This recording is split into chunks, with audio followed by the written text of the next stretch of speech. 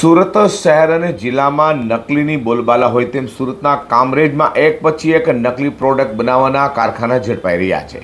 ત્યારે ફ્રૂટ બિયરના નકલી કારખાના બાદ હવે પોલીસે શંકાસ્પદ ઘી બનાવવાનું યુનિટ પણ ઝડપી પાડ્યું। સુરત જિલ્લાના કામરેજમાં નકલી પ્રોડક્ટનો કાળો કારોબાર સામે આવ્યો છે।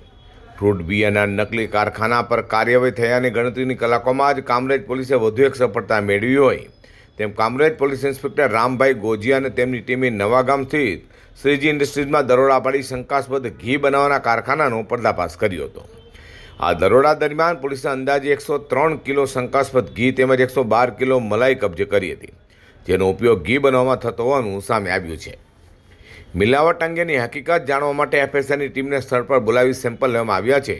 હવે લેબોરેટરીનો રિપોર્ટ આવ્યા બાદ જ સ્પષ્ટ થશે કે ઘીમાં કેટલી અને કેવી પ્રકારની ભેળસેળ કરવામાં આવતી હતી। હાલ કામરેજ પોલીસે સમગ્ર મામલે વધુ તપાસ હાથ ધરી છે અને આ કારખાના પાછળ અન્ય કોઈ નેટવર્ક કાર્યરત છે કે નહીં તે દિશામાં પણ તપાસ શરૂ કરી છે।